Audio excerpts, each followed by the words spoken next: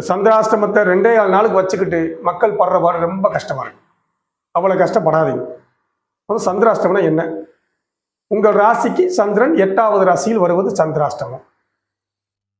அந்த 8வது ராசியில் அந்த குறிப்பிட்ட பாதம் மட்டும்தான் சந்திராஷ்டமாக இருக்கும். அதுதான் நம்ம சொல்ல போகிறோம். சிம்பிளாக முடிச்சுக்குவோம், ரொம்ப குழப்பிக்க வேணும். நம்ம அஸ்வினியை எடுத்துக்குவோம். ஒரு நட்சத்திரத்தை 4 பாதங்களாக பிரிச்சிருக்காங்க. முதல் பாதம், 2ஆம் பாதம், 3ஆம் பாதம், 4ஆம் பாதம் பிரிச்சுட்டாங்க. இங்கே அஸ்வினி 1ஆம் பாதம் எடுத்துக்குவோம். அஸ்வினி 1ஆம் பாதத்துக்கு 8வது ராசி எதுன்னு பார்த்தீங்கன்னா விருச்சிக ராசி. விசாகம் 4ஆம் பாதம் மட்டும்தான் சந்திராஷ்டம பாதம். அனுசம் 1ஆம் பாதம் வந்து அங்கே சந்திராஷ்டம் முடிஞ்சு போச்சு. விசாகம் 4ஆம் பாதம் எவ்வளவு நேரம் சார் இருக்கும்? 6 மணி நேரம். இந்த 6 மணி நேரம் சந்திராஷ்டமம். சந்திராஷ்டமம் என்ன சார் பண்ணக்கூடாது? பணம் கொடுக்கல் வாங்கல் செய்யக்கூடாது. எந்த ஒரு புதிய முயற்சிகளையும் எடுத்துக்கொள்ளக்கூடாது. இவ்வளவுதான். அது இந்த 6 மணி நேரம் தான்.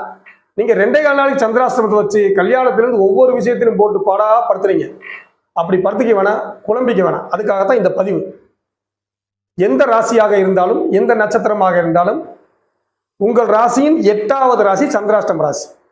Okay sir. இப்ப அஸ்வினி 1க்கு விசாகம் 4ன்னு சொல்லிட்டீங்க. கிருத்திகை 1 மேசராசி. அதுக்கு எது? கேட்டை 4ஆம் பாதம் மட்டும்தான் சந்திராஷ்டமம்.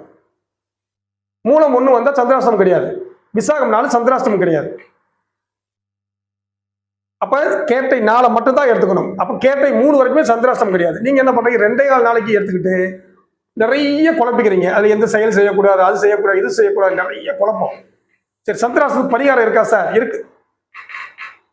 ஒரு வாழைப்பழத்தை சாப்பிட்டு போகலாம், ஒரு டம்ளர் பால் குடிச்சிட்டு போகலாம், இதை தானமாகவும் கொடுக்கலாம். இவ்வளவுதான். இந்த 2 போதும்.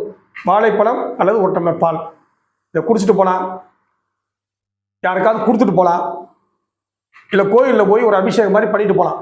இவ்வளவுதான் சந்திராஷ்டமத்துக்கான ரூல். போட்டு ரொம்ப குழப்பிக்க வேணாம். நன்றி, வணக்கம்.